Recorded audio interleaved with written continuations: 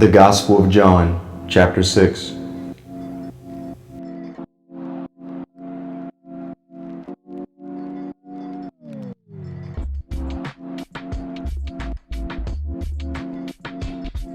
Jesus feeds the 5,000.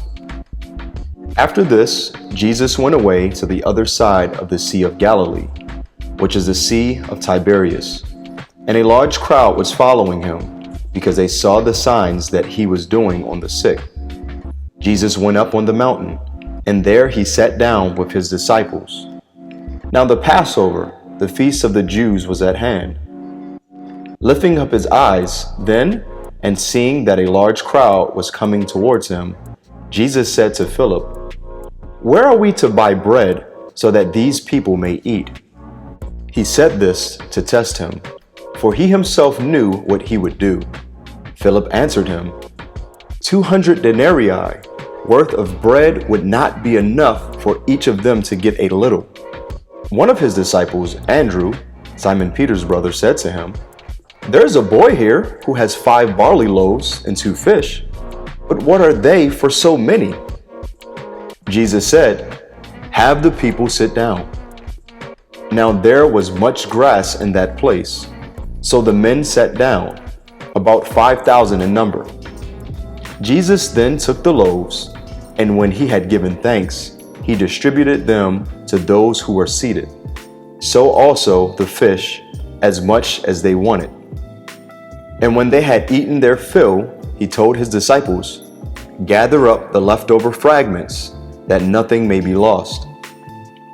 So they gathered them up and filled 12 baskets with fragments from the 5 barley loaves left by those who had eaten. When the people saw the sign that had been done, they said, "This is indeed the prophet who is to come into the world." Perceiving then that they were about to come and take him by force to make him king, Jesus withdrew again to the mountain by himself. Jesus walks on water. When evening came, his disciples went down to the sea, got into a boat, and started across the sea to Capernaum. It was now dark, and Jesus had not yet come to them. The sea became rough because a strong wind was blowing.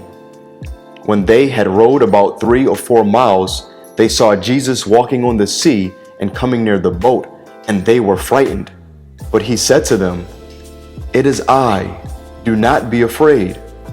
Then they were glad to take him into the boat, and immediately the boat was at the land to which they were going. I am the bread of life. On the next day, the crowd that remained on the other side of the sea saw that there had been only one boat there, and that Jesus had not entered the boat with his disciples, but that his disciples had gone away alone. Other boats from Tiberias came near the place where they had eaten the bread after the Lord had given thanks. So when the crowd saw that Jesus was not there, nor his disciples, they themselves got into the boats and went to Capernaum seeking Jesus. When they found him on the other side of the sea, they said to him, "Rabbi, when did you come here?" Jesus answered them, "Truly, truly, I say to you, you are seeking me not because you saw signs, but because you ate your fill of the loaves. Do not work for the food that perishes, but for the food that endures to eternal life, which the Son of Man will give you. For on him God the Father has set his seal." Then they said to him, "What must we do to be doing the work of God?" Jesus answered them, "This is the work of God, that you believe in him whom he has sent." So they said to him, "Then what sign do you do that we may see and believe you? What work do you perform? Our fathers ate the manna in the wilderness. As it is written, he gave them bread from heaven to eat."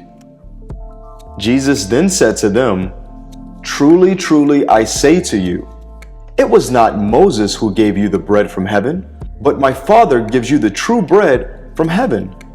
For the bread of God is he who comes down from heaven and gives life to the world." They said to him, "Sir, give us this bread always." Jesus said to them, "I am the bread of life. Whoever comes to me shall not hunger, and whoever believes in me shall never thirst. But I said to you that you have seen me, and yet do not believe. All that the Father gives me will come to me, and whoever comes to me, I will never cast out. For I have come down from heaven, not to do my own will, but the will of him who sent me. And this is the will of him who sent me, that I shall lose nothing of all that he has given me, but raise it up on the last day. For this is the will of my Father, that everyone who looks on the Son and believes in him should have eternal life, and I will raise him up on the last day."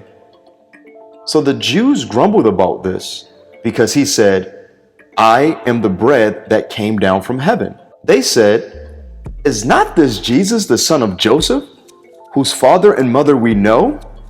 How does he now say, 'I have come down from heaven'?" Jesus answered them, "Do not grumble among yourself. No one can come to me unless the Father who sent me draws him, and I will raise him up on the last day. It is written in the prophets, and they will all be taught by God. Everyone who has heard and learned from the Father comes to me. Not that anyone has seen the Father except he who is from God. He has seen the Father. Truly, truly, I say to you, whoever believes has eternal life. I am the bread of life. Your fathers ate the manna in the wilderness and they died.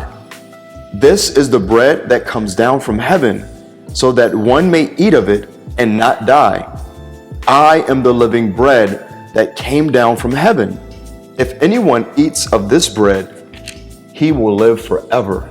And the bread that I will give for the life of the world is my flesh." The Jews then disputed amongst themselves, saying, "How can this man give us his flesh to eat?" So Jesus said to them, "Truly, truly, I say to you, unless you eat the flesh of the Son of Man and drink his blood, you have no life in you. Whoever feeds on my flesh and drink my blood has eternal life, and I will raise him up on the last day. For my flesh is true food, and my blood is true drink. Whoever feeds on my flesh and drinks my blood abides in me, and I in him. As the living Father sent me, and I live because of the Father, so whoever feeds on me, he also will live because of me.